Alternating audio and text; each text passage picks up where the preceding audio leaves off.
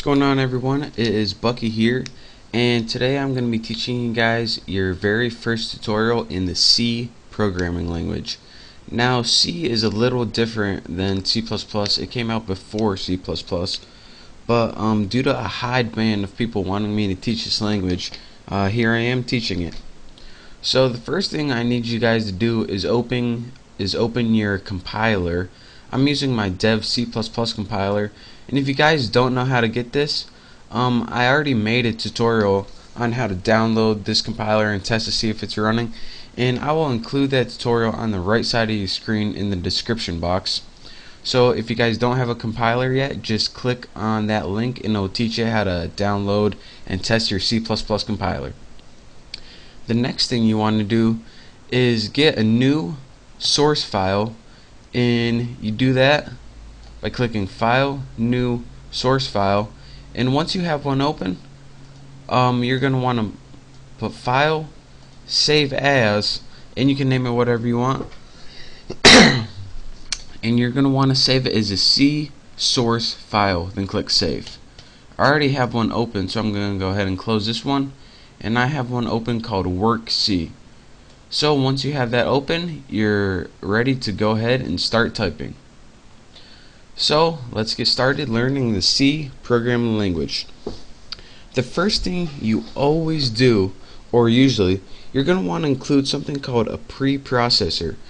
Now what a preprocessor does is after you type this code, you're going to want to translate it into machine code, ones and zeros, that the computer can run.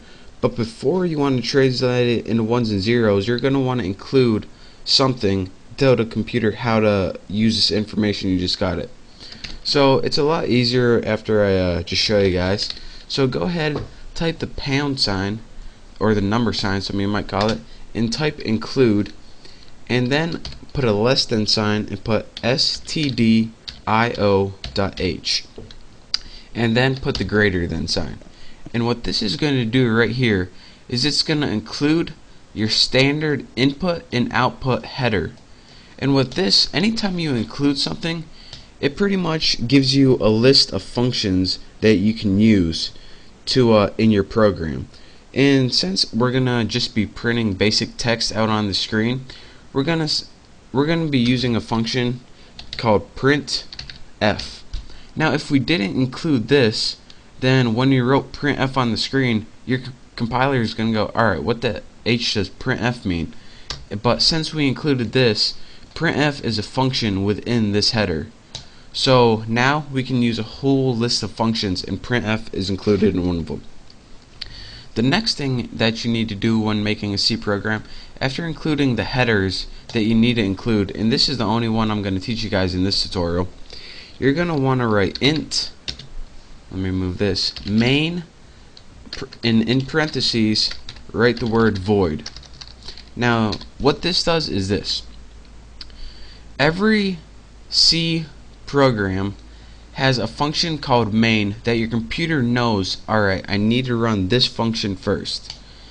And that's pretty much why you have main in all of your programs, since C is going to look for this program right here, main, and it's going to run this one first. And now if you're asking, alright, what does int and void mean? Every function can return a value. Now in this case, that's all you really need to know for now. That int stands for integer, and this function is going to return an integer value, but we're going to be talking about that later. And void in your parentheses means that it just takes an argument, and void means, alright, we're not taking any arguments, or it's not asking for any info right now. So again, the only thing you really need to know off of all this is pretty much that main is the first thing that C looks for. These are the functions that we're gonna have the printf function, and that's included in this. This is why we're able to use that. And this other stuff I'm gonna be teaching you guys in other tutorials, but I just need to have it in this one, but I'll be going into depth in it in later tutorials, so make sure to check along there. Alright, and again, as I said, main is the first function that C looks for. And if you say, alright, what's a function? A function is pretty much just a set of instructions that you tell your computer what to do. And all of the instructions go in curly braces right here. You have an opening brace and a closing curly brace, and anything you type inside it is pretty much the instructions. So this main is pretty much like a recipe, and what we're going to be typing in here is like a step-by-step of what to do. So the first thing we want to do is output just basic text on the screen that says hello world. But you just don't write hello world like that. You need to do a special function, and that's printf, which is our print function that we are able to use because of this right here. And then in your parentheses you have to add 2 double quotes, and inside here you write hello world. In the double quotations right here, this tells C that it's a string of text. So that's why we're able to write hello world in your printf function. And after every single statement you need a semicolon. So again, write printf, and this either means like print file or print function or something like that. I don't know what it is, but it's printf.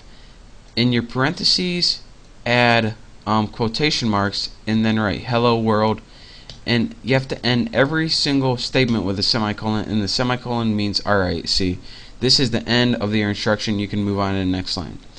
And after this, here I'm going to show you guys what this does right here. If you execute, compile and run, it's going to compile, and it takes a little bit to compile, and then a box, I don't know if you guys can see it on YouTube, but a box is just going to flash up on your screen real quick. It just did. And this is because in C, your computer automatically knows, alright, run all this, and when it's done, I want you just to exit the program. But we're like, hey, we want to see actually what we just did.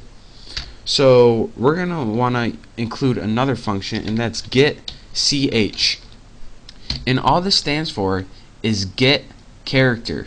Now this is useful when you sometimes when you like want to input data in you're gonna want to save it, like if it says enter your name, you're gonna want to save it and stuff.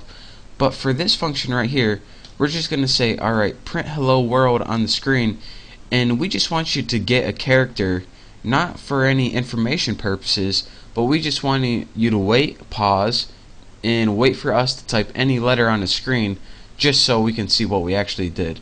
So let me execute this, compile and run, and after it compiles, as you guys can see, here's our program that just compiled and ran. Instead of just running all this and exiting, see this little blinking line right there?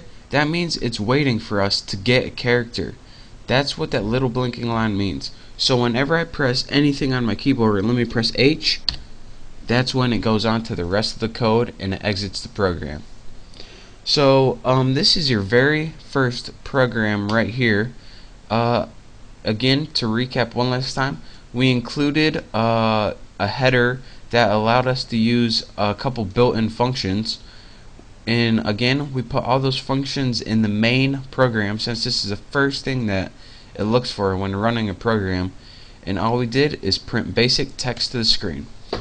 So in the next tutorial, I don't know what I'm going to be teaching you guys, but it's most likely going to be awesome. So again, I'll be making a bunch of these tutorials, so if you want to learn C, check out the rest of these tutorials. Make sure to subscribe to my channel. Thank you guys for watching, and I'll see you next time. Thanks.